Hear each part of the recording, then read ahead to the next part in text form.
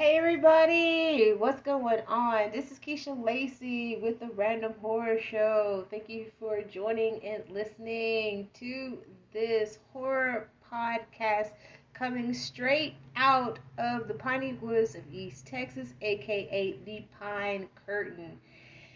And I am so excited to, how they say it, good things come to people that wait. Stranger Things 4. Oh boy. And this time the Duffel brothers have brought the horror. They said, say no more, fam. They're going with this horror slant with it. I love it. Um, golly, we are just gonna be going through and doing a recap over the chapter 1 through 4, which is the Hellfire Club, Vecna's Curse, the Monster and the Superhero, and Dear Billy. Uh, I know people has been binging the crap out of it, and I'm just like, how do y'all do that right there? Because like sometimes I feel like when people binge too much on shows like this, they tend to not process it as much of the storyline, the material, how the atmosphere, the movement of this show. You know, and there's always such thing as binge drinking. There's binging on Netflix shows. Quite frankly, my brain exploded whenever I watched Dark and Lucifer. I was down for 6 weeks. I had surgery, and I said, hell no, no more. I cannot do this binging shit because my brain literally went to mush. That's not good for your brain. It really isn't. It really isn't. I don't know how y'all like. I don't know how y'all binge these. This is, oh my god. Do y'all like take bathroom breaks or something? I don't know. I don't want to know. I don't want to know. But we're gonna be recapping a lot from these 4 chapters. And of course, like I always gotta say my spiel and my spiel. Here at the Random Horror Show, where we film, commentate, being silly and going off tangents and random, but we're going back to the main point with horror, science fiction, cult classics, fantasy, and the obscure, and movies, television, and books. I have not forgot about saying that right there. I'm still on my rest break. I have a lot of things that's moving for me. Um, if you caught that right there, it's a lot of things that's in my life. That's what's going on. And of course, I'm still gonna throw in, a bonus like I did with Doctor Strange. And also gonna throw in a bonus podcast for you horror lovers, listeners, girls, boys, non-binary. It doesn't matter. If you into horror, you into horror. You love it. You love it. Horror community. Shout out to y'all, and especially a lot of people that are getting into Stranger Things. There are people that have been waiting for Stranger Things. But we first, before we start off diving into episode 1 through 4 of this 4th season of Stranger Things, is that they actually put a very heartfelt, um, memorial and also a warning trigger for those who have experienced or know somebody or have had a family member that have been a victim of, school shootings. This happened in my home state. It happened in Uvalde. Uvalde is about like a couple of hours from where I'm at. Is closer to San Angelo, round down in Austin, going towards Marfa and everything. Um, my heart is with them, and as a parent, this is really gotta stop. Uh, my son just graduated out of 8th grade. He's going to be a freshman in high school, which I am going to point out a little bit after I get done with this is that our children do not need to be in fear of going to school. Not elementary kids, not preschool kids, not high school children, middle school children, or whatever. I know I make jokes about kids. I used to work at a school, and I'm like, fuck them kids, you know, and stuff like that. But this right here, um, no. I don't care how bad Billy is or how shitty Sally is and everything, but Sally and Billy and everybody, every kid in America does not deserve to be in fear of when they go to school. It's already they're going through so much growing pains and childhood and puberty and making friends, losing friends, and things like that. But to add another frightening fear for them, to me, it's like nobody does not care about our children whatsoever. Nobody. They always say, well, we gotta have like limited gun laws and shit like that. I'm a believer of the Second Amendment, but I also believe in a person being very responsible with their guns. And y'all ought to know that that person who did that, you know that person has been brainwashed. You know that person had somebody else that is older, an adult, that got him those guns. I know the person who did shoot them, you know, they are trans and everything. That has nothing to do with that, okay? We ain't looking into that. That's besides the point. But they literally took this the shooter, brainwashed him, supplied him with these guns, and told him to go out and do it. So there's an adult that told this kid, this guy, he's a kid, he's 18, told this kid to do this.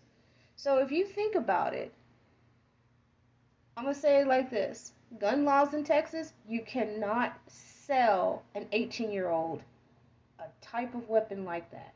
You have to go through a background check. You have to go through all that rigmarole. Even for me to buy my son a .22 rifle, I am registered on it. You have to be 21. You have to go through that process. Things like that. You see what I'm saying? So we know this is an adult who brainwashed this young adult. This kid, 18, this kid, to do something like that. You understand what I'm getting at? This is an adult. This is an adult doing this. This is an adult used this young kid to do an act like that because the adult is too fucking chicken and too afraid to do. You see, you get what I'm saying. You get exactly what I'm saying. You get it. That's a kid. That was a kid doing that because guess what? An adult brainwashed that kid.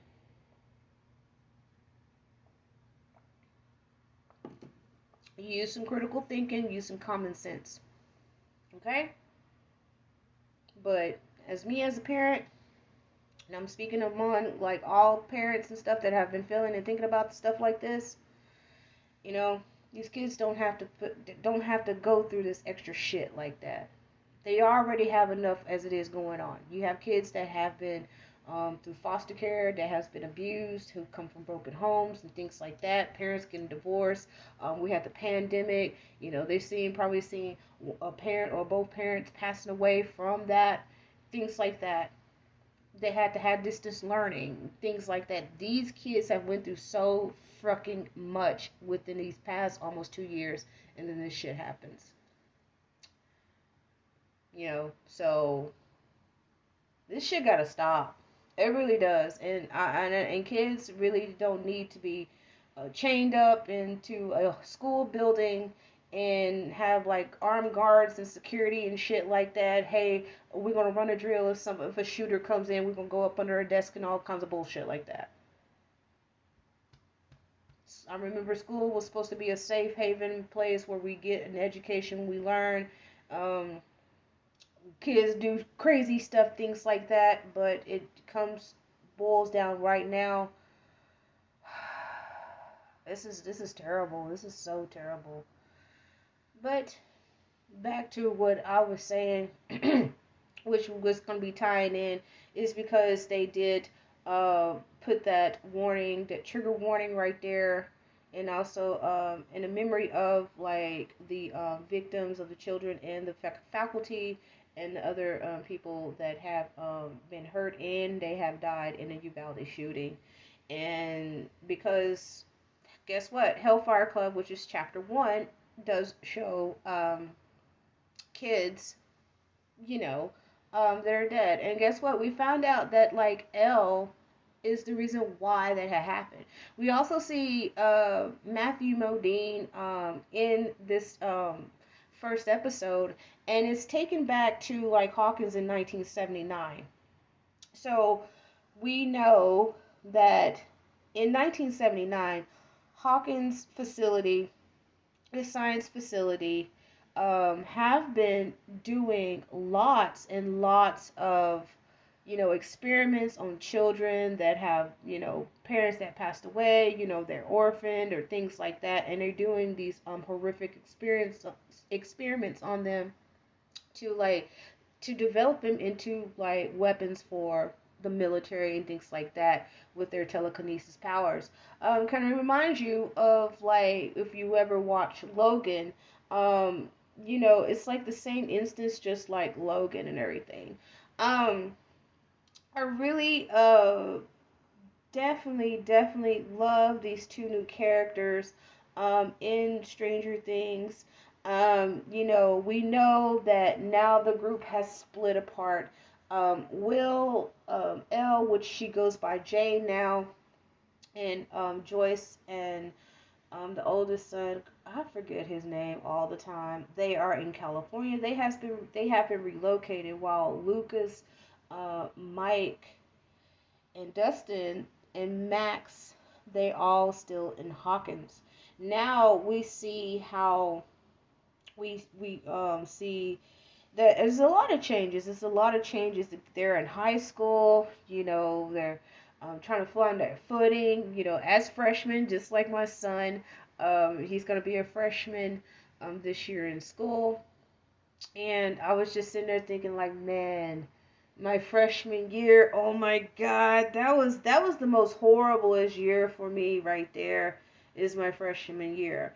And it shows like how much like they are so struggling to find themselves in this new environment. You have them in coming into like middle school because they were middle school age, and now they're in high school. They're spread it apart. uh, you know, Dustin and Mike, they are in the Hellfire Club. This is a part of Eddie, the new character Eddie, which he reminds me so much of Eddie Van Halen of the 80s. He has that hair, that look. He does play guitar. He does have a garage band right there. Y'all remember the whole garage bands back in the 80s and the 90s and the 2000s? Like everybody, older brother had a garage band. It's giving me like so much Daria vibes when Jane's brother had his band and stuff. I loved it. I loved it. I loved it. But but we see that Max is grieving. She's grieving the death over her stepbrother Billy. He did sacrifice his life with last season in the mall.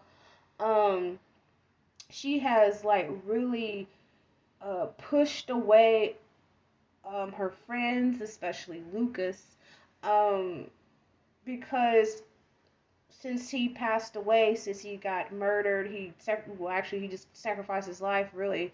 Uh, Everything has just went to shit for Max. Her stepdad and mom got a divorce. Her mom is turning into an alcoholic. She's working two jobs. She's a single mom now. They have moved into a trailer park. She's not adjusting accordingly of what's going on because she's still in deep grief about Billy. And then, of course, Billy's father left them, just couldn't deal with it, the loss of his son, and just left both of them, just out there, you know what I'm saying, just out for the wolves and stuff. They have to fend for themselves, which plays a part of a lot of things that back in the 80s and the 70s, and of course back in many years of you do have there was a lot of divorce, there was a lot of latchkey kids.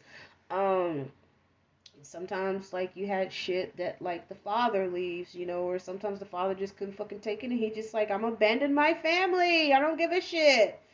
That's like how some of them shits were, you know what I'm saying? And that was like really tough on a lot of kids, and a lot of kids had to hide that whenever they went to school.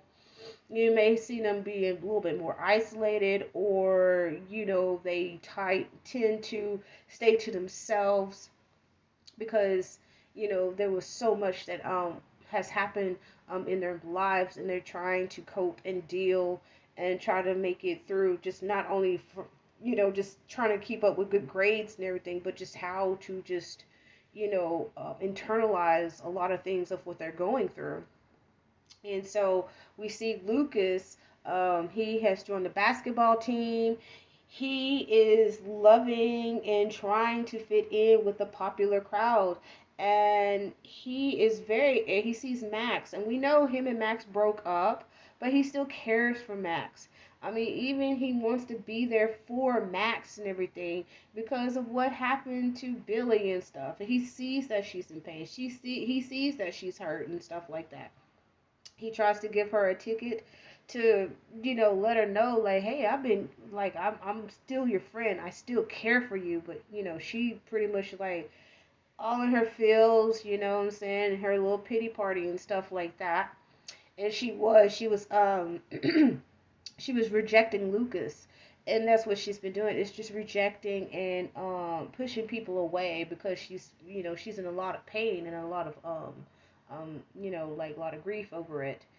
And he still cared. He showed how much he cared and everything for her, but she did that away. She also went into the bathroom where we meet Chrissy.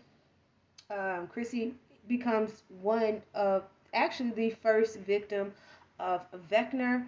Vecna is just this, wow, this is amazing, really, really true horror villain. Is actually a mashup of Freddy Krueger, Pinhead, and some bits of Pennywise from It. Um, we see his first appearance, just only his feet. Chrissy has a moment in the bathroom where she is throwing up. Um, we also hear that Vector also impersonates the voice of Chrissy's mother, and we get a clue that we find out that Chrissy is bulimic. Bulimia and anorexia was this huge, uh, epidemic that a lot of girls, and this just not dating back like to the 80s. It was brought into light into the 80s because it was a very it was a girl who was anorexic, and they did like a TV movie. They did like I remember ABC after school specials that they did about eating disorders.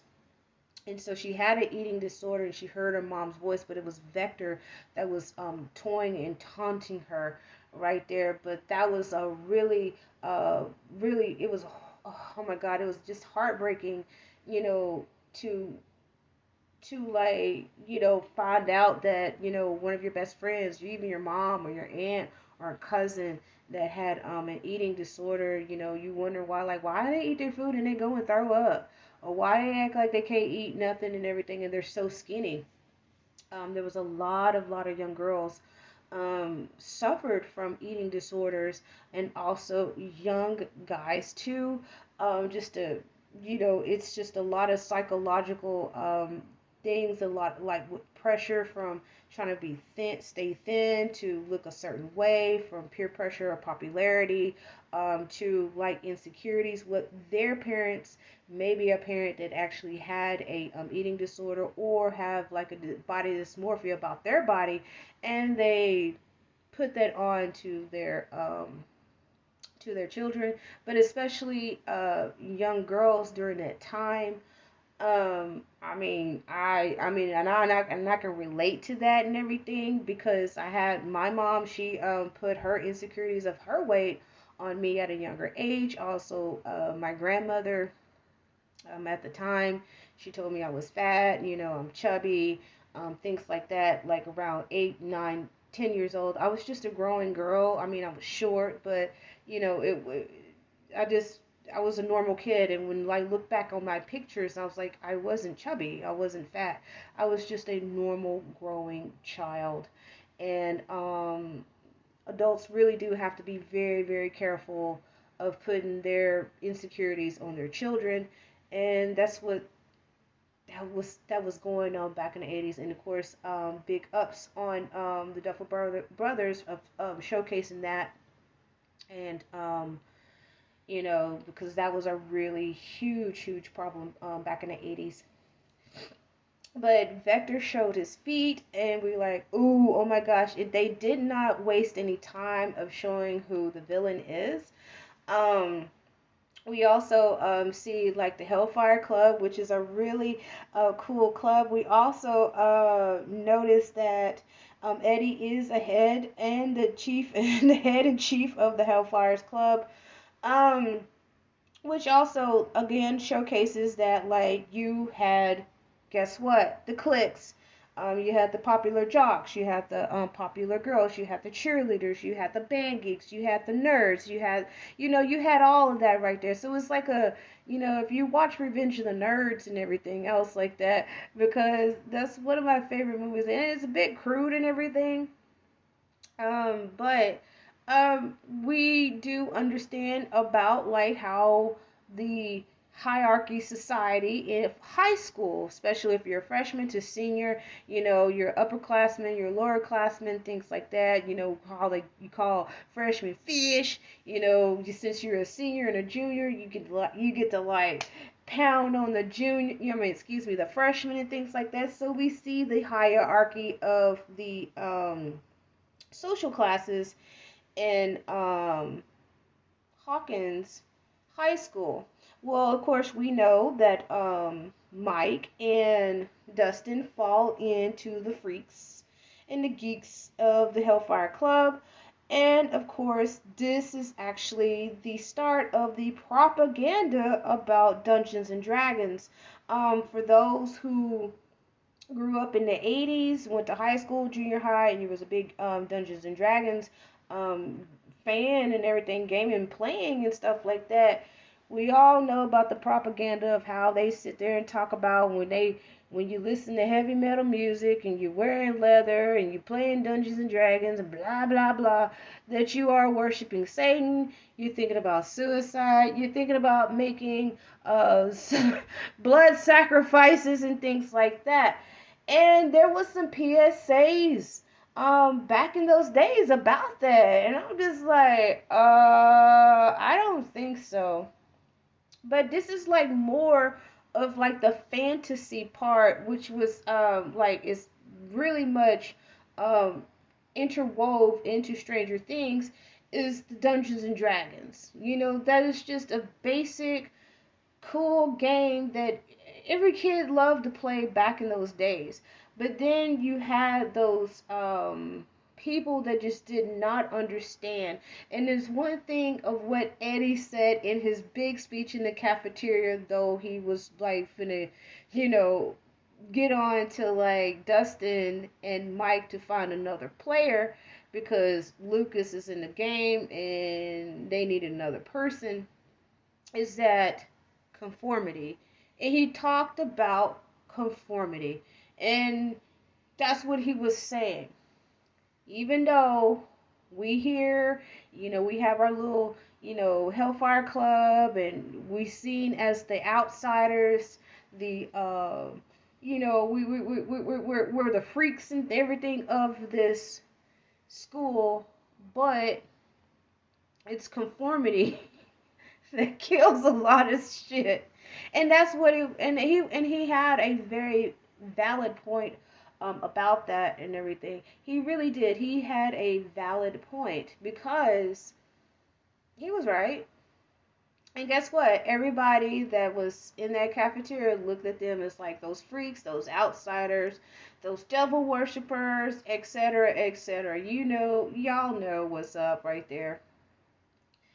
But yes, Eddie, I just love the crap out of Eddie. I really do. But Eddie also is the drug dealer, so he's a little different from everybody else. He failed about 3 or 4 grades, so he's like at least about 20 years old. He says 86 is going to be his year to graduate. But he also meets up with Chrissy in the woods. Chrissy is having lots and lots of nightmares. She is seeing things, she's hearing things. This is Vector getting into her head. And unfortunately, she is Vector's first kill in this episode.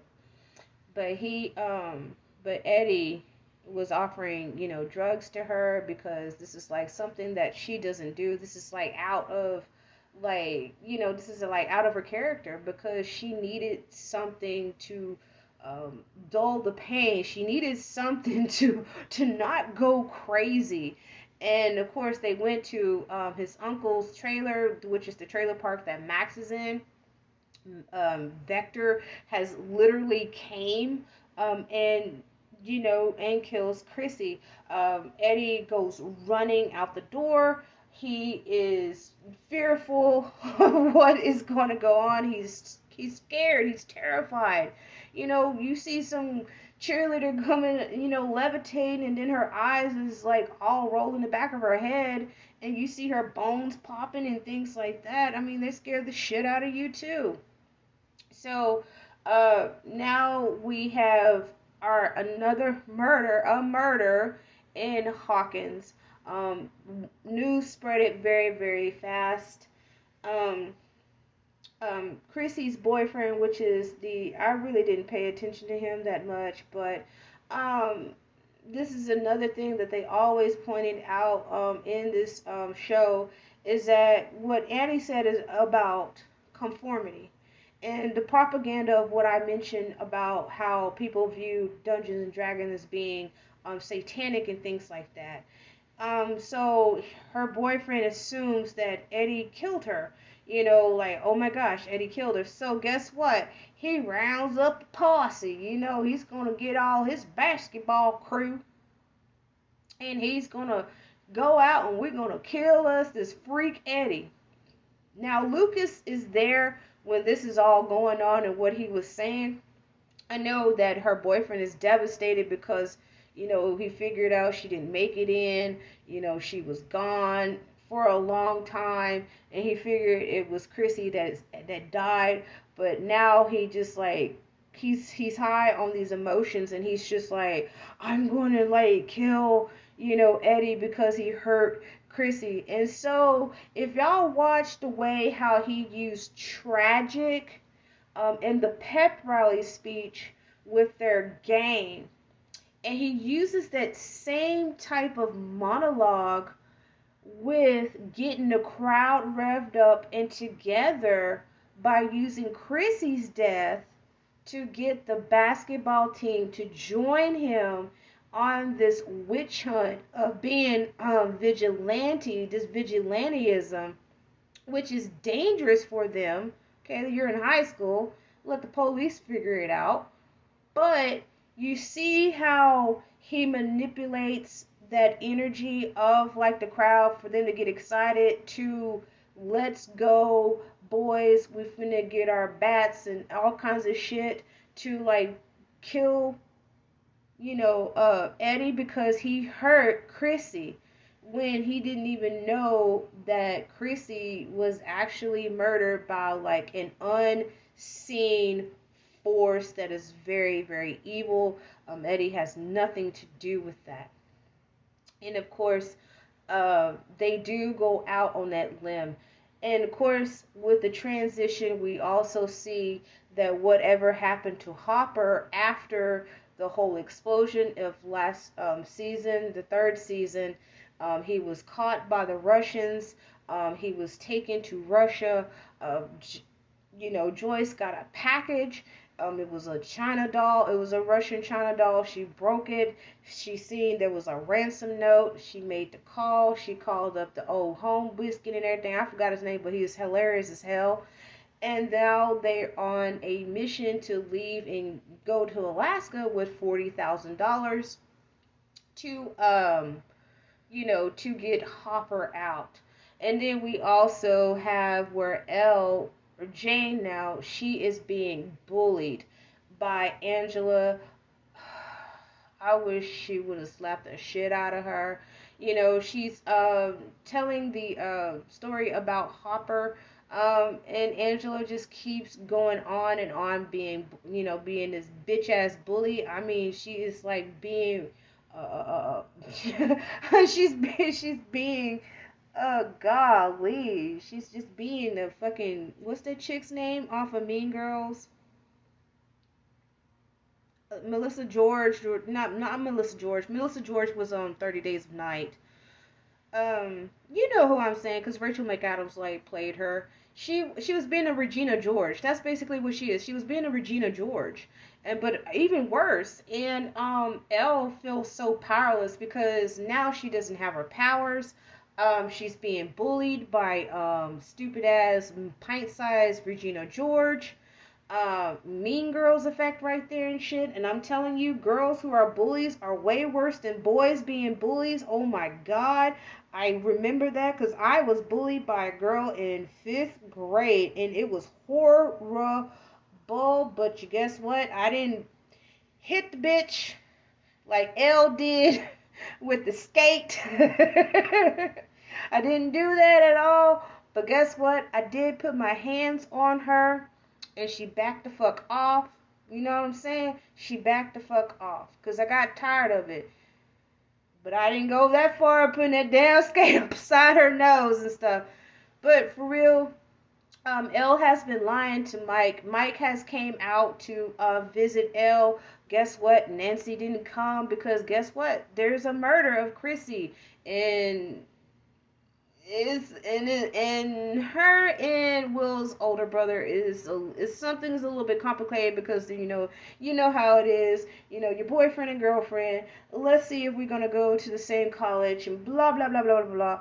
Well, he was having some second thoughts, so he decided to go to a community college. He was just like, I don't want to ruin Nancy's life. If she had her heart and her life set on going to this higher institution, I'm just going to go to a community college, and, he's having like all these doubts, but he still loves her. He wants to be with her, and it was so cute because like you had Nancy that was like talking about Will's older brother, and then you had Will's older brother talking about Nancy at the same time, like just very in sync of how much they really love each other. They really do love each other, though they are spread it apart because everybody is separated in the season.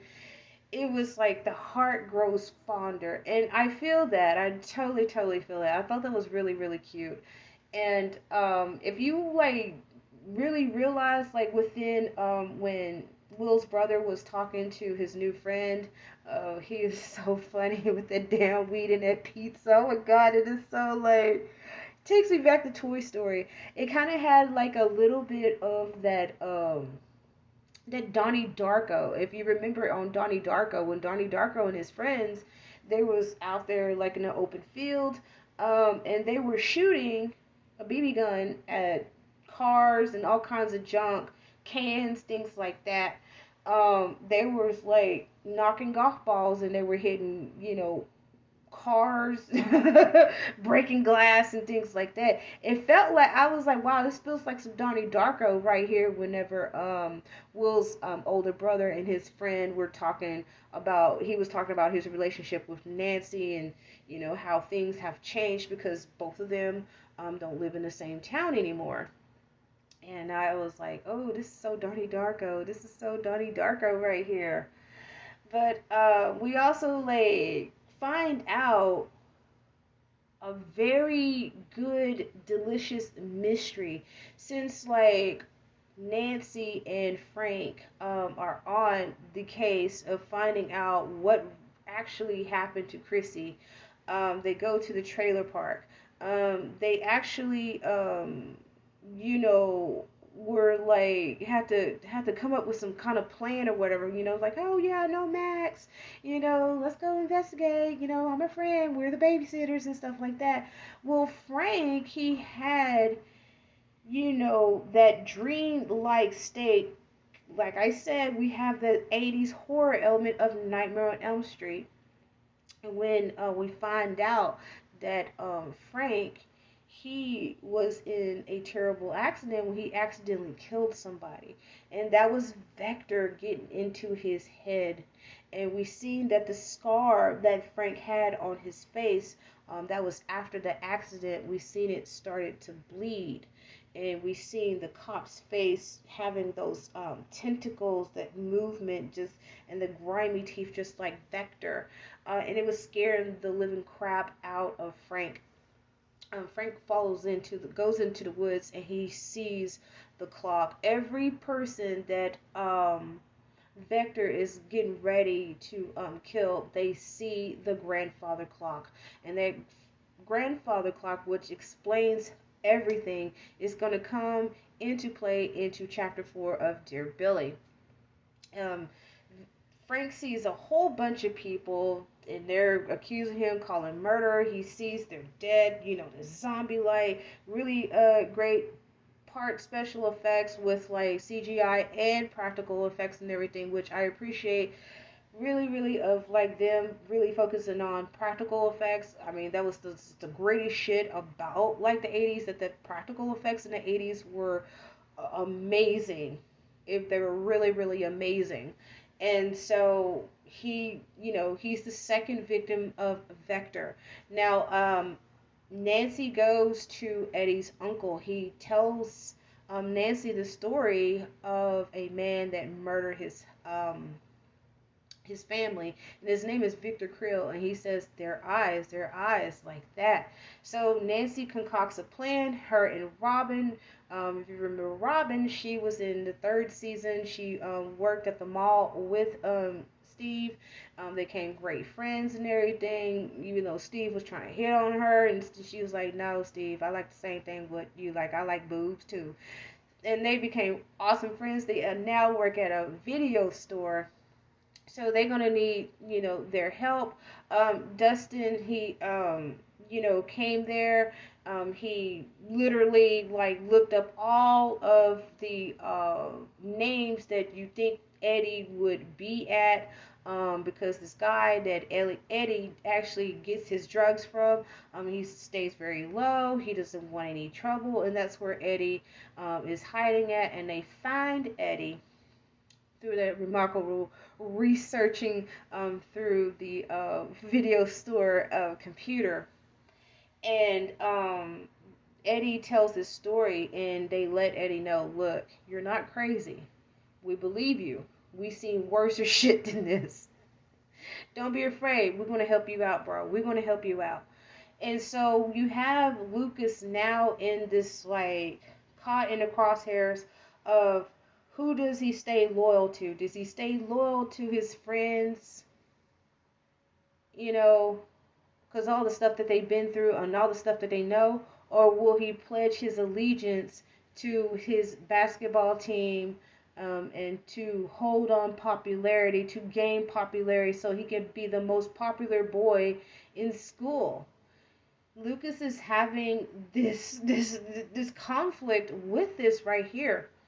And in a way you will think Lucas was going to betray them, because I was like, oh my God, no, no, Lucas, no, Lucas, no, Lucas, please don't do that, please don't do that, because they were looking for Dustin, and they're like, oh, foaming at the mouth, they have their pitchforks and torches and things like that, and they go over Dustin's house, he's not there, thank goodness. But Lucas gets on the walkie, he lets Dustin know what is really going on. And you think that like Lucas is going to betray them, because I was getting seriously mad at Lucas. I'm like, bitch, don't you fucking do that. Don't you fucking do that. You see what's going on. You know what's going on. Now he is having some reservations of thinking Eddie is the killer of Chrissy. But when he finds out that Eddie is not the person that kills Chrissy, but actually Vecna, and Lucas knows that, oh my goodness, what are we dealing with right now? What are we dealing? We don't deal with so much shit. What are we dealing with right now? So that was like really clever. I thought like for 1 second that I was gonna have to write off Lucas for that shit, because I was like, you with this D minus version looking like play off a Kid and Play house party. I'm gonna have to call Robin Harris to beat your ass and everything. But he did not betray his friends, because guess what? He figured out that, you know, his basketball team has literally went off the hinges with this, and he ran 8 miles to get to them at the school and let them know, like, look, Eddie in trouble. Sound like Whoopi Goldberg. Molly, you in trouble. You know what I'm saying? And I was like, thank God, man. Thank God, man. You all. I was gonna come. I was gonna come through. I was gonna come through my computer screen watching, and I thought I was gonna have to beatbox this boy head for that shit. Definitely, I was gonna do that. But he didn't. But he didn't do that. He did not betray them. So that's a really good thing. Woo! Enough of that right there. So Nancy and Robin, they, doing like a little bit of a Scooby-Doo investigation and everything, and then they go to where Victor Creel is held at the asylum. It took them some very good lying and convincing for the director to let them to go and speak to Victor Creel. And of course, none other than another best horror villain of the 80s is nothing but Robert Englund of Nightmare on Elm Street, aka Freddy Krueger, who is cameo in playing Victor Creel. Victor Creel has been in this institution for 30 years. He tells Nancy and Robin the story of what actually happened. His family was murdered, how he sensed a lot of presence, especially with his younger son, noticing there is something in this house that is so sinister and very, very evil. It was the things that Frank, Max, and Chrissy have been experiencing with these symptoms and stuff, because when the kids broke into the school, Max stole the keys from her counselor, and they found all these clues and everything. I'm telling you, these kids are better than the damn police. I'm just saying like that. And of course, that explains a lot. And also, there's a very good clue that Victor let them know, is that he heard an angel speak to him, that what broke the Victor's world and from reality. It was music. And so when Victor walked back in, he seen his daughter. She was already dead. His son, he was still alive barely. He died of a coma. Victor was so just encased with trauma and grief, if just seeing unspeakable acts and things that has happened in this house that him and his wife have purchased after he got out of the war. He was just wanting a very simple life for him and his family. that this great evil presence has took over and murdered his whole family, which they blamed Victor for that, and he cut his eyes out because he wanted to be blinded of what he's seen.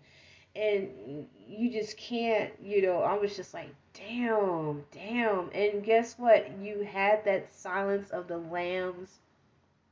Um, it was just taking something out of Silence of the Lambs, where you had Nancy and Robin speaking to Victor Krill and asking him of what happened in his house, because of like all the digging up that they were doing to piece the mystery together of why this is happening right now.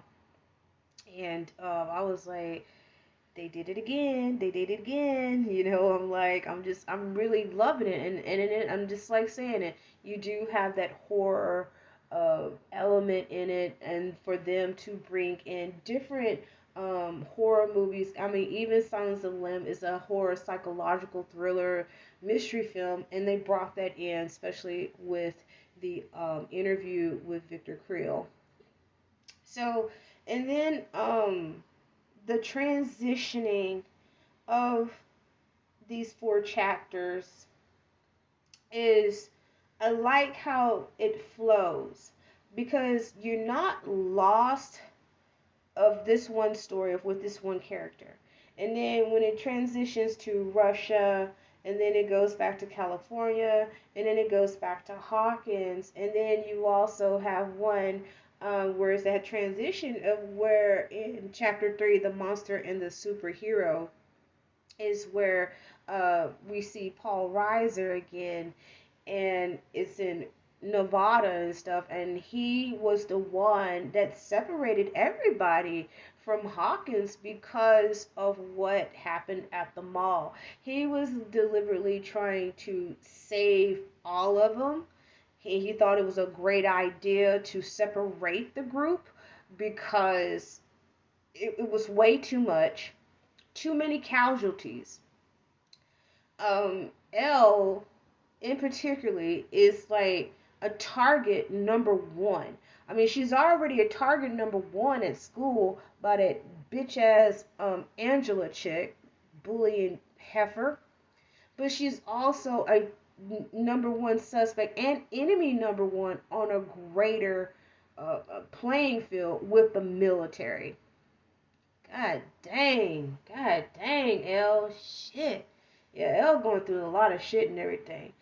So since Elle has lost her powers, and like I said, she knocked the shit out of Angela with that damn skate. She remembers what she did back in 1979. She killed all of the children that had some telekinesis powers, or absorbing telekinesis, or developing those telekinesis through like experiments. Somehow she just like had, I don't know if it was like a temper tantrum, or she felt like that she wasn't being paid attention enough, or she just did not have that attention of what she wanted, and so she killed all of those children so she can be the one. And so when that, what she did to Angela, she felt that anger of what she did back in 79, and this was really tearing her apart, literally inside. And that is like, it's so understandable, because I see why she's lying. I see why she's not lying to Mike about how everything's going, but it's really going terrible. I see her point of view of why she's not letting them know that yes, I murdered about like 10 kids, back in 79. And that's the reason why chapter 3 is named The Monster and the Superhero. And it's because she literally, like, she literally don't want them to know that she did that. And she feels that if they did find out or she told them about what she did, will they look at her as a monster? Mike and her had a big, huge fight, and he was wondering why she was lying. And Mike told her, look, you're a superhero. You saved the town. You saved everybody. You know, and she was doing that, pushing Mike away too. She was pushing Mike away. She just she was doing that just the same as Max. And we know that her and Max, in season 3, they actually start getting a bond with each other and stuff, because really, her and Max are like the only two girls like within the group. And they actually have some similar characteristics about each other. And Max is dealing with a lot. Um, Elle is dealing with a lot, even though they're separated. It's like they really do need to connect with each other. And of course, like throughout the season, we know they're going to get all of them are going to get back to Hawkins to stop Vector. Also, shout out to Lucas's sister. There is no shame in her game that she plays Dungeons and Dragons. There is no shame in her game. And that's what I call black girl magic right there. High five, thumbs up, and a chef's kiss to them for really, really, like that was just like this just made me smile and everything, because um even I, watched horror movies and science fiction and things like that. I mean, I was made fun of because I did that, and it was considered as white people stuff.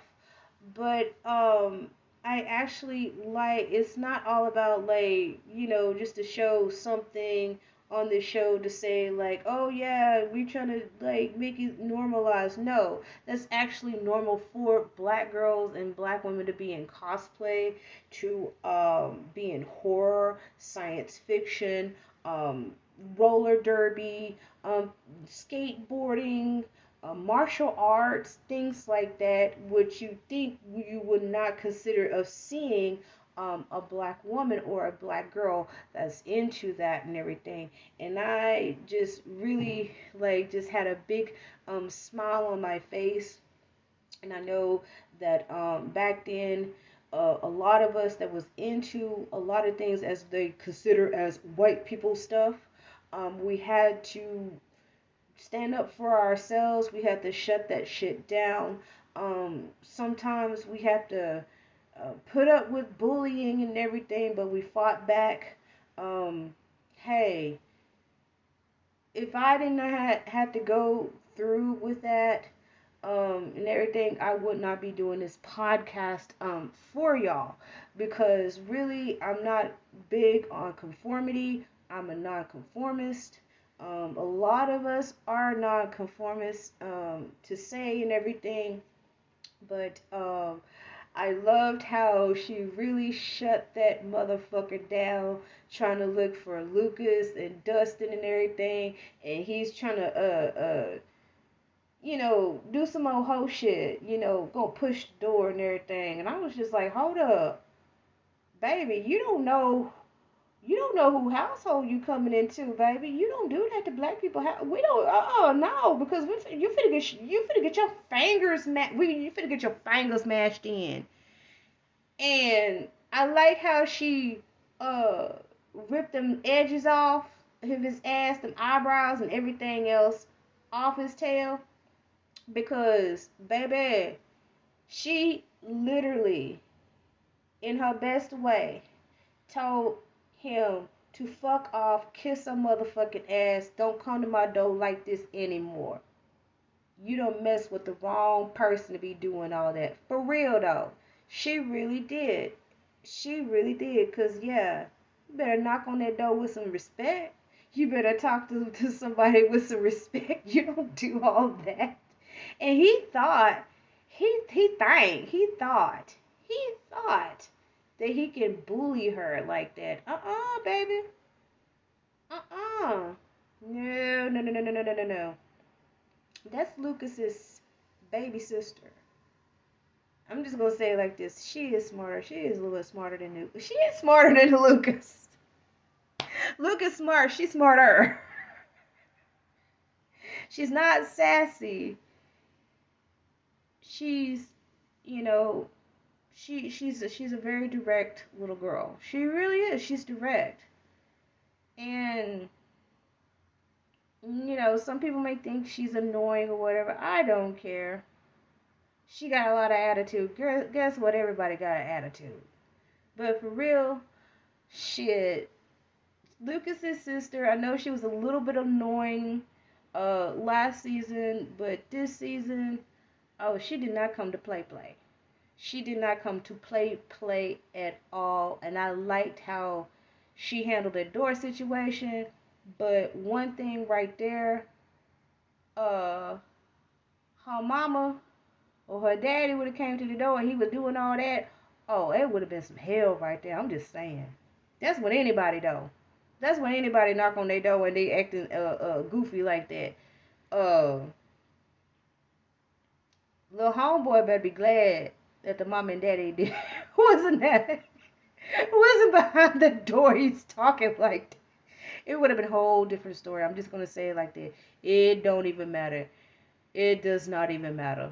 You just don't come up in somebody's household, somebody's door, being disrespectful and everything else like that. No, you sure don't. You sure is.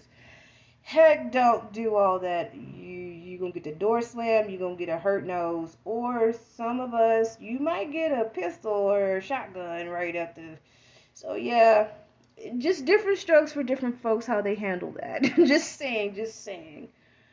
Oh goodness, I'm having such a great time just reviewing all this, and I am, I mean, it's just, oh my gosh, the the this jump scares in this. I mean, I have literally go, oh my god, oh my god, oh my, what? That was my reaction. I wish y'all could see my reaction when, Jesus Christ. I was like, Jesus Christ. I felt like I was in Nightmare on Elm Street. Remember when Johnny Depp, his character, that whole bed scene, and you seen how everybody's reaction was in the movie, and of course the audiences who've seen that was the iconic scene in Nightmare on Elm Street. Is Johnny Depp getting sucked into the bed and the whole just blood gushing up to the wall. And when Vector was doing I felt exactly like that. I felt like I am literally watching that scene out of Nightmare on Elm Street whenever Vector comes and kills. Um, I just every bone in their body breaking. Oh my goodness. It was sometimes I had to pause it and had to get some water and just calm my nerves down. I mean, they really did. They really brought the horror in season 4. They really, really did. But yeah, um, wow. I mean, I'm still. That's the reason why I don't binge these and I just take my time because I like to process of what I've saw, of what I can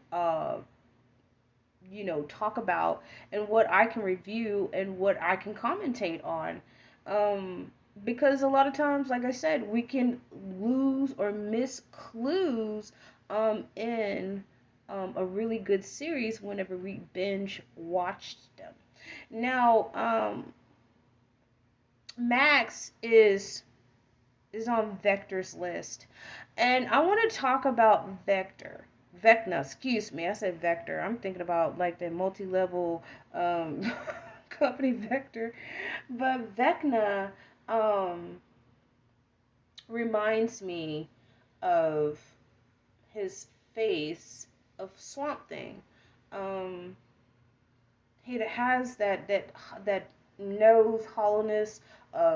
Swamp Thing is a DC character. Um, Movies that came out of, if y'all remember Swamp Thing with Adrian Barbeau.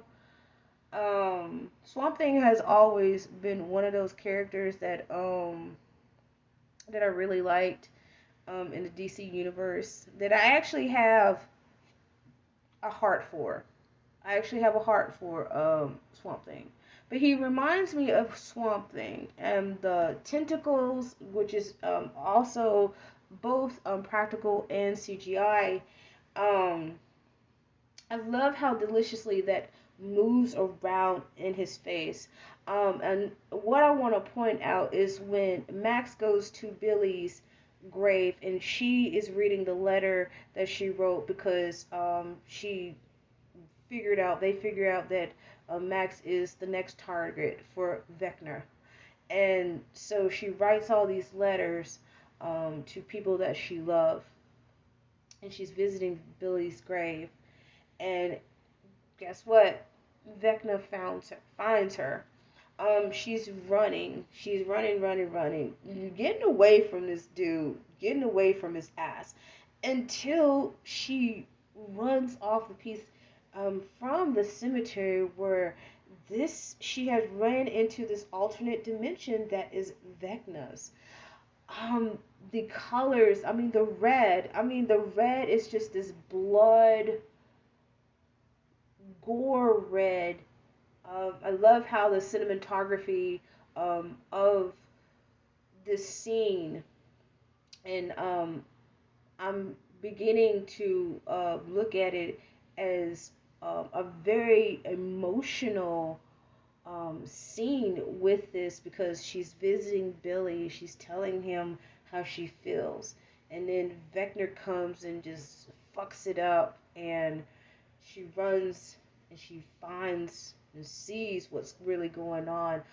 Just the detail of like Vecna's spot, um, the spiders, she's the ground. I mean, you can hear the grossness, the wetness of the ground when she's walking.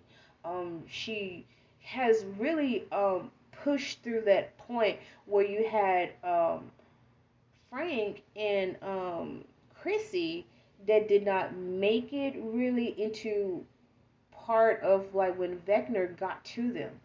Um, Max, on the other hand, I think it's more of like Max has this inner strength, and she always have. I mean, and we remember when we were introduced to Max, she's always sarcastic. She really was like, okay, who is these dorks? All right. You kind of feel like she's like a bit of an Aubrey Plaza. I love some Aubrey Plaza. I've actually had people that said like you remind me of Aubrey Plaza at times, and I was like, thank you. That is a big compliment. But we see the softer side of Max when her and Lucas are, boyfriend and girlfriend. She opens herself a little bit more with the boys and the group. She also had like this very caring bond with Elle, and I feel that she has this inner strength because she has dealt so much of seeing her stepbrother dying, and then she's coping with all of this. Is that what made her see this other world? But like I said, you can just hear the wetness and the grossness of her footsteps on this ground. And you can just the spiders that you see these little spider eggs, and it just when she steps on it, it just breaks, and you see all these millions of spiders coming out. She sees this stairwell, and it does remind you if you watch Doctor Strange, the scene where Doctor Strange was meeting his other multiverse self. There was this stairwell just like in this the Sanctum in New York, and you see the water, the ocean water like around those stairs when he went up the stairs in that scene. there was like a set of stairs just like that.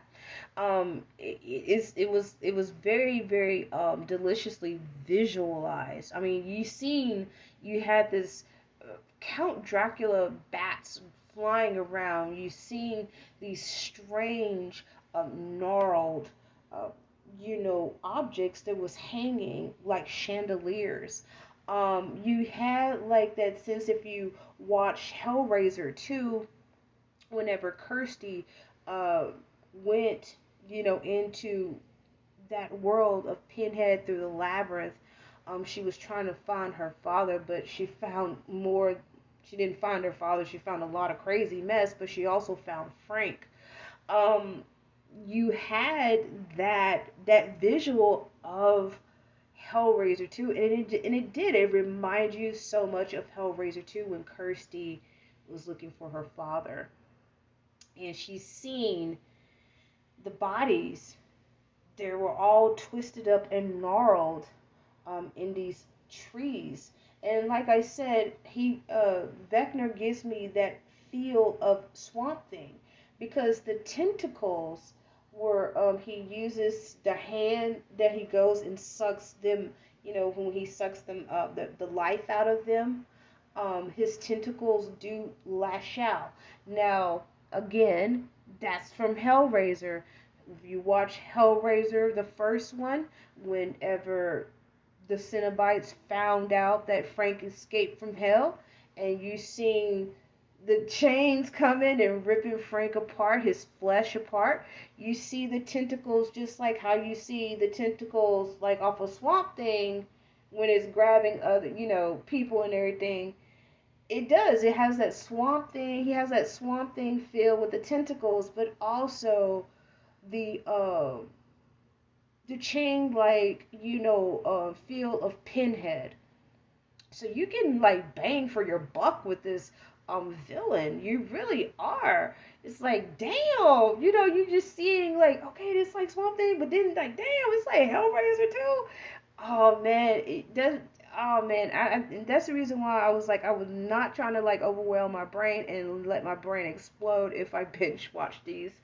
But that's the reason why I try to pay attention as much as detail within 1 through 4, and I was just very blown away and just absorbing of lots of like 80s horror movies. Also, you see, like I said, Vecna reminds me of Swamp Thing of the way how his face is. He was trying to get Max. Max broke out of it because guess what? Since Nancy and Robin figured the clue that it's music is what breaks that spell from Vecna of not getting to you, because that's what happened to Victor Creel, is because he heard the radio whenever he came back into the reality world and finding his family pretty much messed up, is that they put the headphones on, and guess who was there, for Max? It was Lucas, and they were trying to find like what is Max's favorite song, and the most favorite song, and this is a really damn good song, y'all. This is a good ass song. Kate Bush, that's the we're running up the road, we're running up the hill, and that's the reason why I said that that scene of Max, and then you had Kate Bush, playing, and you see that and that's her favorite song, and in reality, we've seen that Max has been levitating, been raised up because they wasn't understanding like how did she get up that high. It's because when Vector got her up there in his gnarly demonic looking ass branches, that's how she was, and he feeds and siphons off of them, like it's like some Avatar ass shit, the vines connected to the vines and stuff, as Sigourney Weaver explained it in Avatar. Synapses of everything is connected on Pandora. So you had that right there going on. And when they played that song, I was just, oh, I was almost to tears because um I actually I played that song a couple of times when I feel like crap every once in a while, and I play that song because it's very meaningful. I mean, shit, that's a meaningful ass song right there though.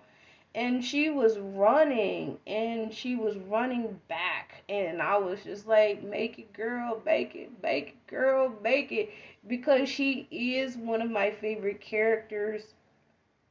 Um, she has like a very beautiful inner strength, even though she is sarcastic as hell, just like me. I love a good ass sarcastic little girl, cause I get like, okay, we're gonna battle like this and everything. We're gonna battle each other, but it's all fun and games and everything. I know people really hate sarcasm.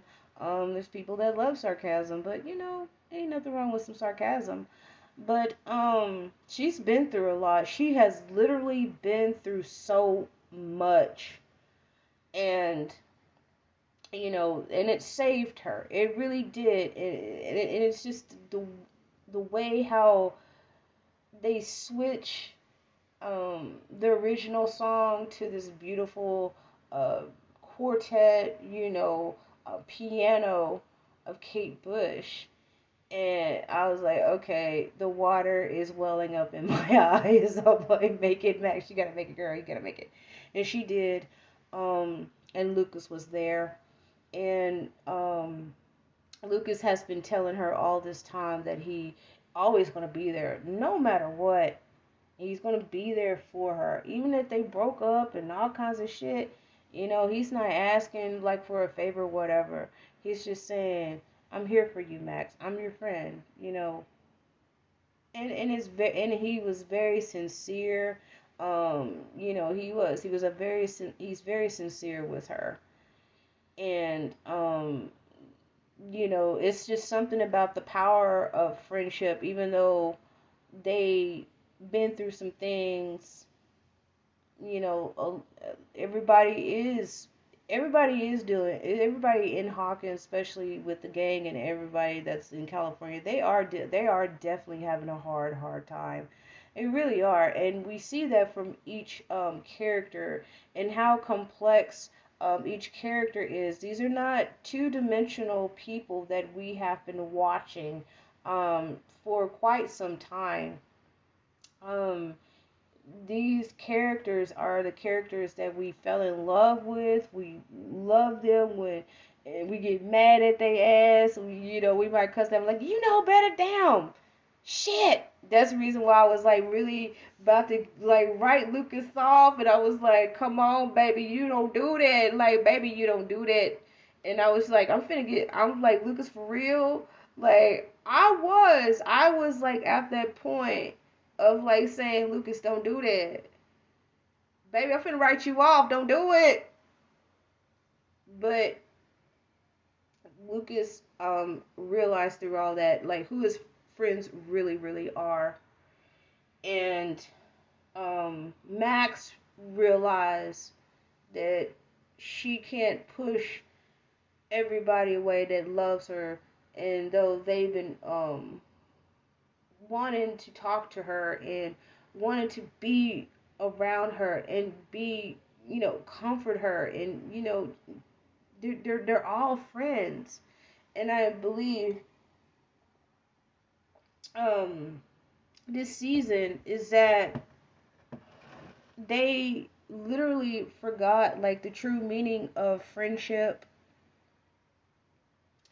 and that like despite the changes, the things that has happened to them, they still have that beautiful bond with each other. This is not a trauma bond. This is not through trauma. This is actually real deal as um organic friendship with all of them.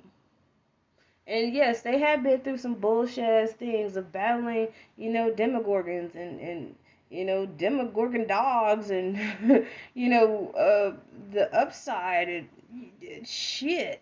It's a lot on them. I'm surprised ain't none of them went to the loony bin.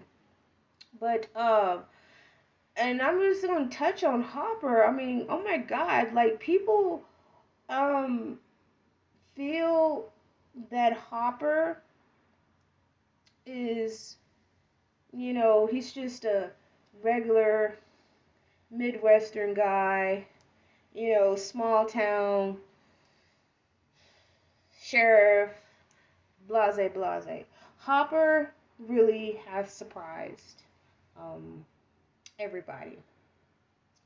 We know his backstory, especially with his daughter. We know that when everything started to happen in Hawkins, and especially dealing with the facility, and then with Elle and things like that, we've seen so many changes with Hopper that we underestimate Hopper so much in this series. Um, and I feel that like this of him being in Russia and he's in this um, prison.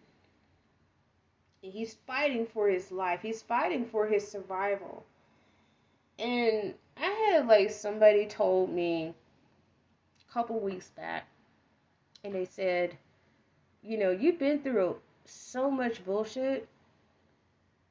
This is something what you're doing is not as bad as what you've been through. And I've been through some hell. And when I thought about that, I was like, that makes sense. What I'm scared for. But I'm not I'm not in a hostage situation. I'm not being held prisoner, in Russia like that, like Hopper. But well, a lot of times I feel that a lot of people underestimate Hopper, and Hopper is much smarter. He's much logical thinking. Sometimes he does not have a plan. It's okay. But he uses so much, not just only like police training and work or whatever he got from him just being in law enforcement, is that he had to rely on a lot of his wit. Um, just a lot of survival skills that he has endured and used. I mean, even you can hear him, he's like picking up Russian like really, really quickly because he's in prison in there. I mean, why not learn Russian and stuff? It's like I mean, he's been through so much hell, the way how they torture him.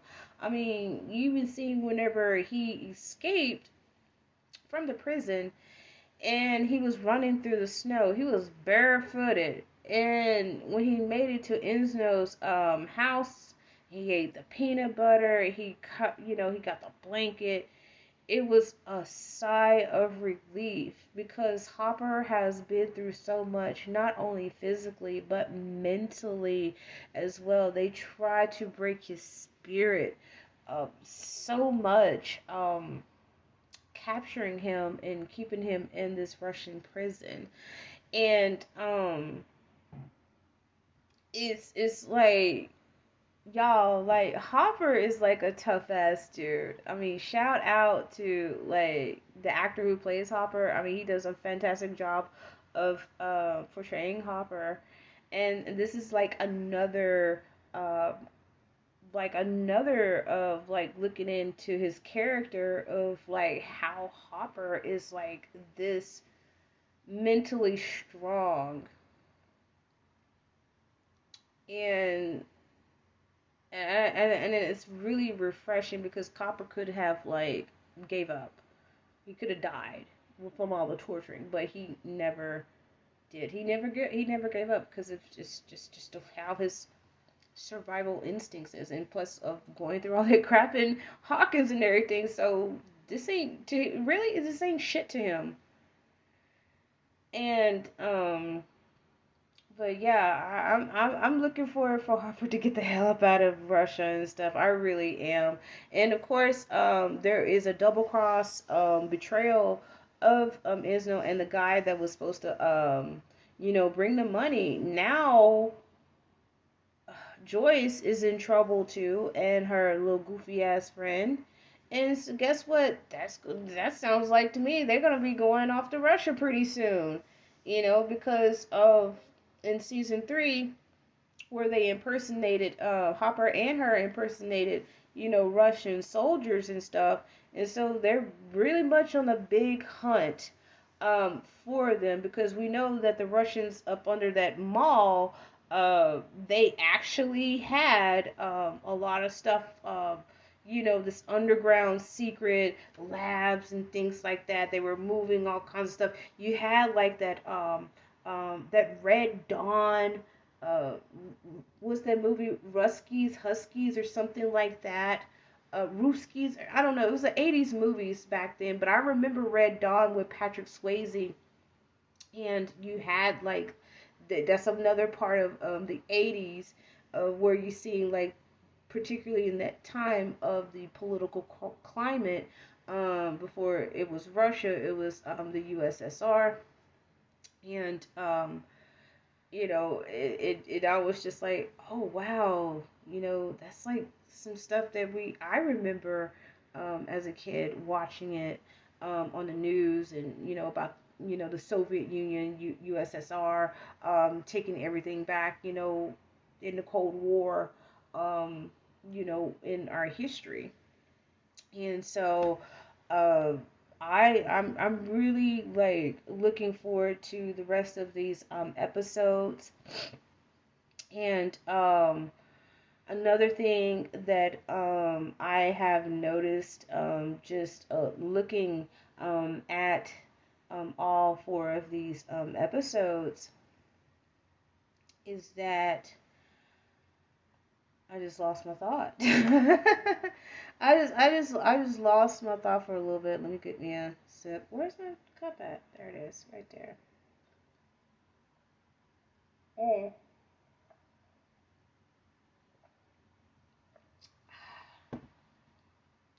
Yeah, my throat is getting a little dry. But oh yeah, I actually liked it that we've seen a cameo of Billy, and I'm just like, hey.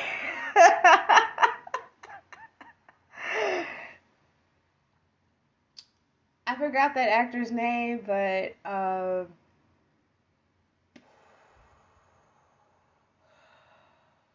I do miss Billy. I'm with you, Max. Max, I miss Billy too. Yeah, I do. Guys, that guy's good looking. He really is. He's a very good looking guy. But he did a fantastic job of portraying Billy. He really did. Um, Geez, what my final thoughts on this? Oh, also, I don't know. This is just a theory of mine. Will.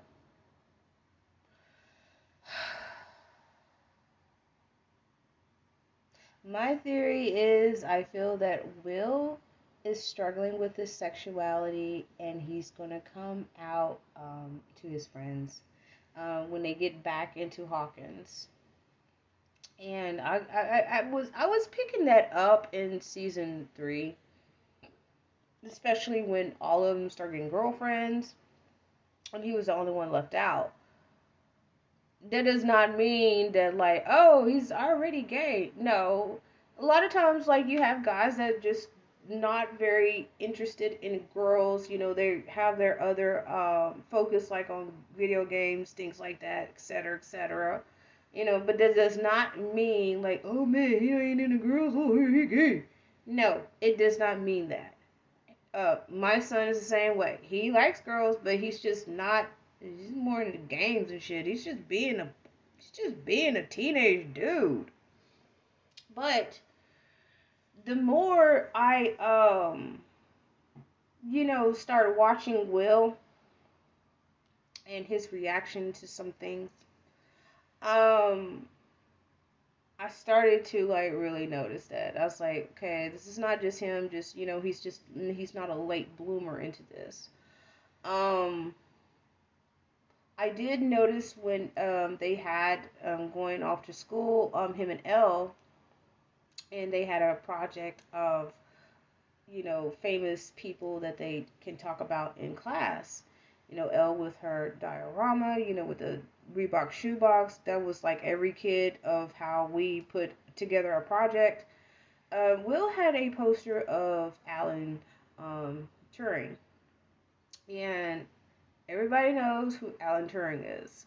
If you don't know who Alan Turing is, just Google, you can find out who Alan Turing is. Alan Turing is basically like the grandfather of everything, like of what we have in technology and everything else like that. He really is very genius, very, very, very intelligent.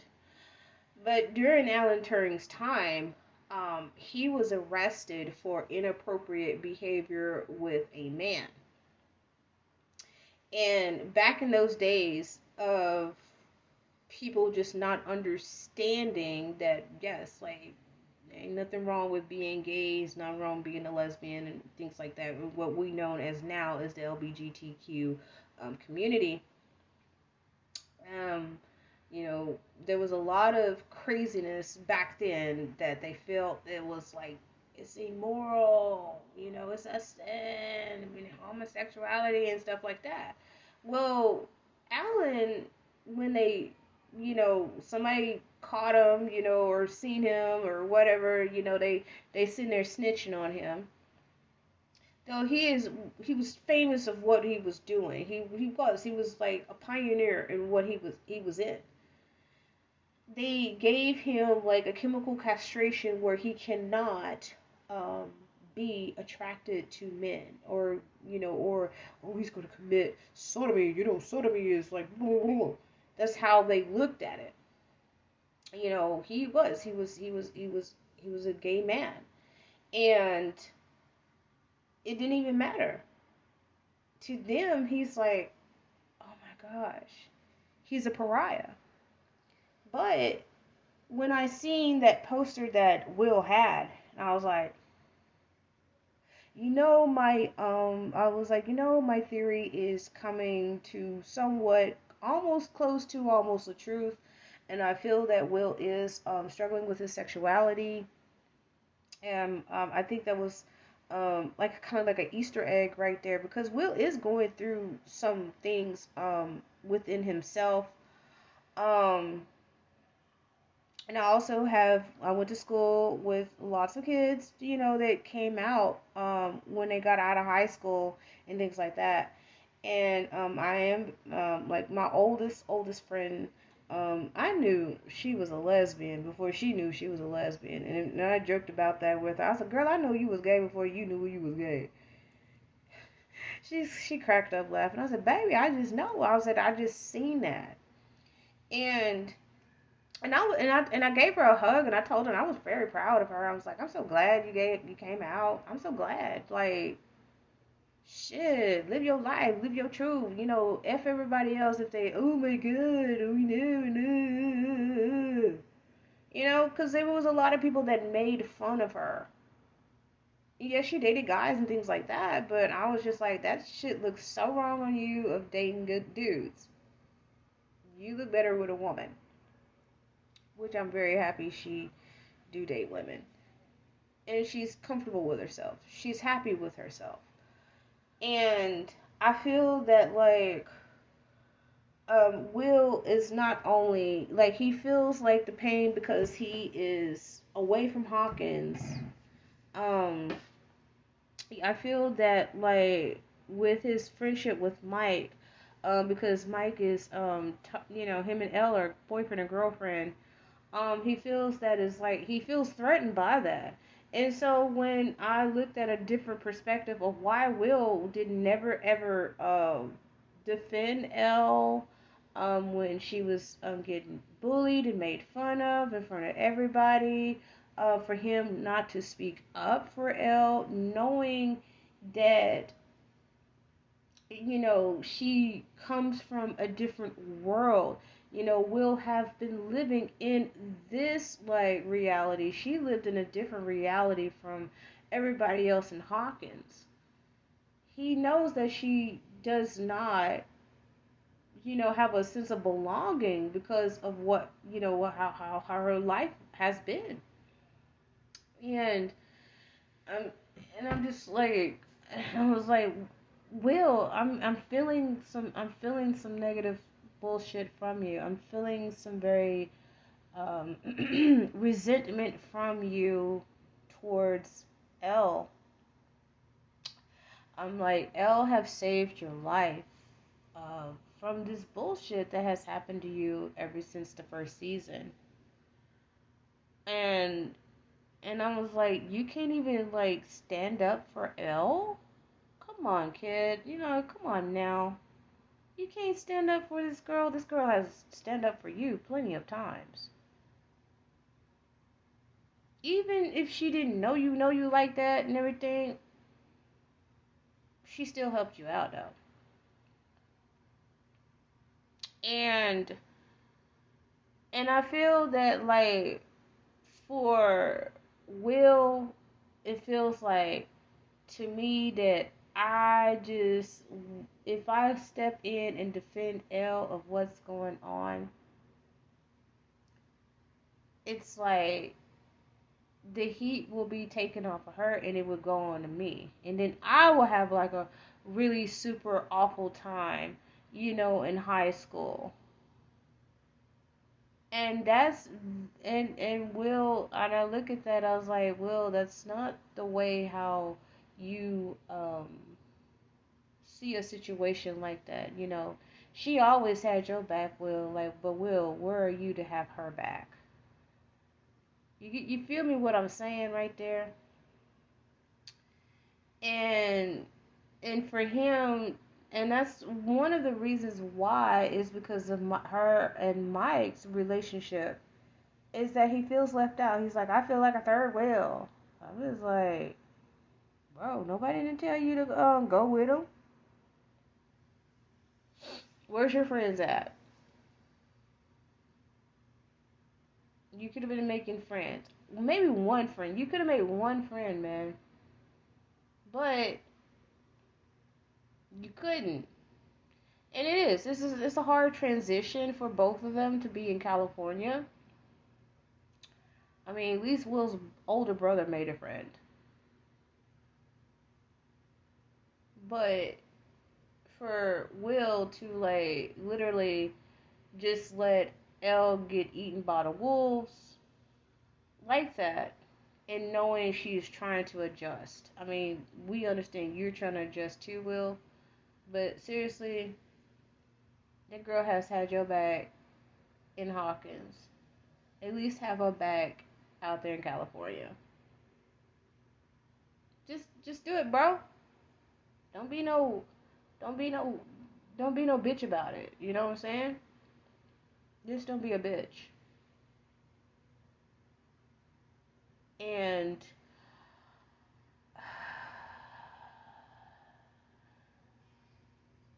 I don't understand why Will feels so helpless when he has showed so much resilience and strength and fighting like just something like out of this world. I was just like, man, come on now. Come on, Will. Come on, Will. Like, you can do better than that. You can literally do better than that. Also, like, Mike, because he understood, like, oh, God, I understand why Elle is lying, things like that. But when Elle got arrested, and he was just like, we're going to figure everything out. Like, because what he's seen and what she did, Their little fight and everything. It was like besides the point right there with him. He was just like, we finna get my baby out. We finna go get my baby. He was like that. He's like, I know I'm 16, 17. We finna go get my baby. He was like that. He was like, I'm finna get this girl. Um, and I felt like at the skating rink, the whole situation at the skating rink, what happened to Elle, I felt that um, both of them should have done something, but I guess in the spirit of like Stranger Things, is that we have to have that scene to happen in order for the whole old homegirl getting blocked up in the face with a skate. And I don't know. I really don't. I don't know how. I mean, like, seriously, I don't know how to feel about that. I mean, I know how to feel about it, but I really don't know how to feel about it.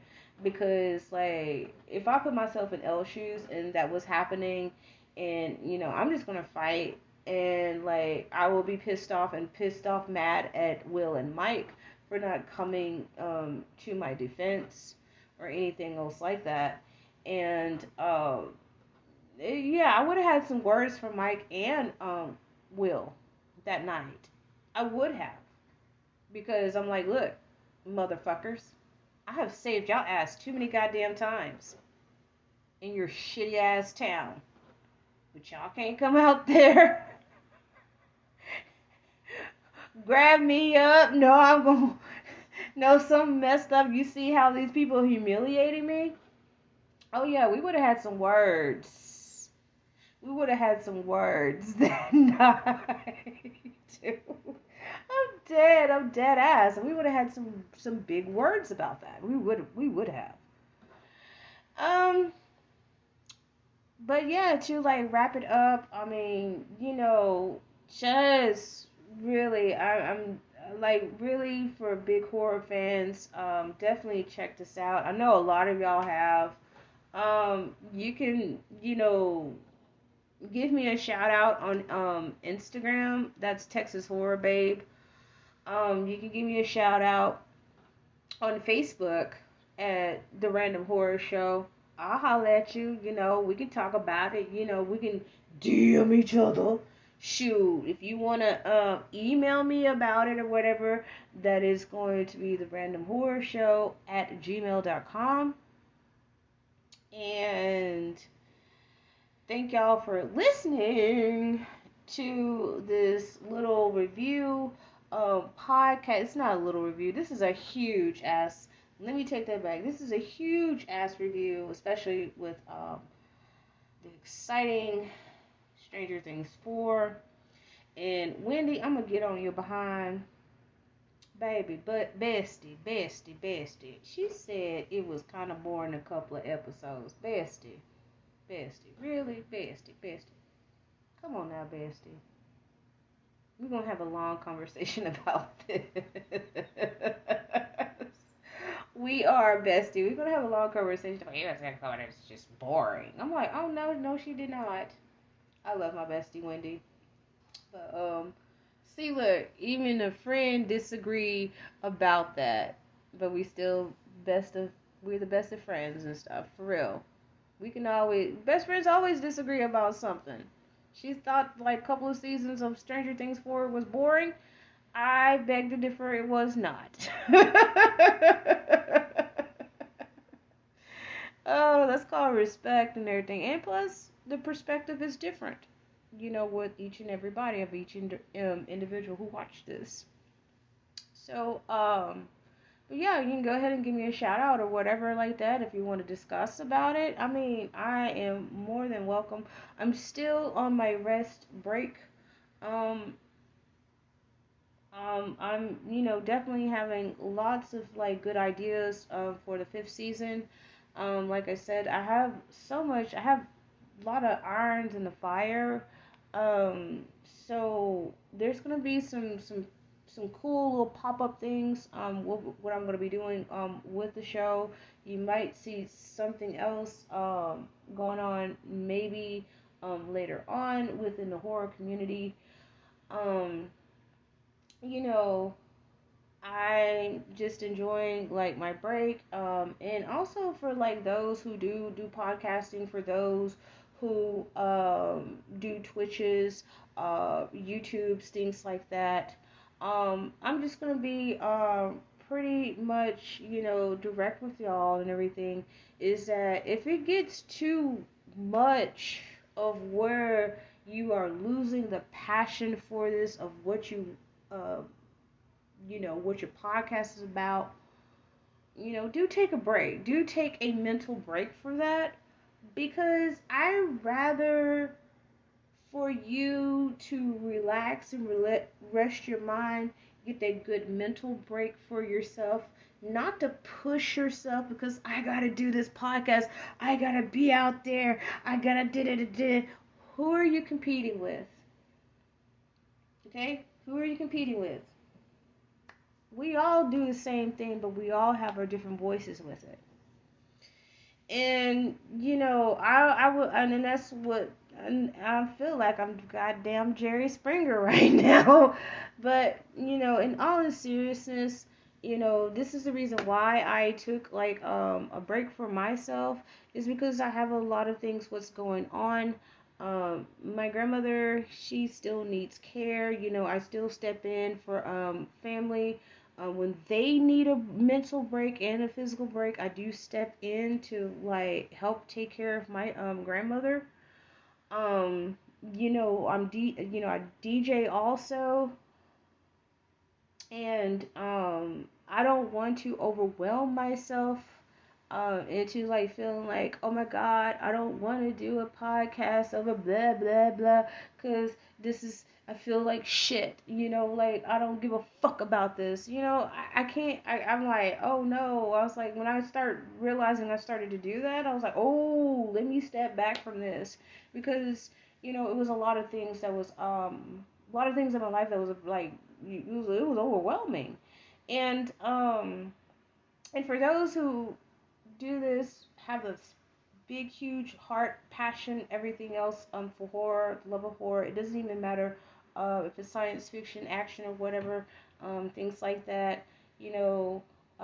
Always take care of yourself mentally.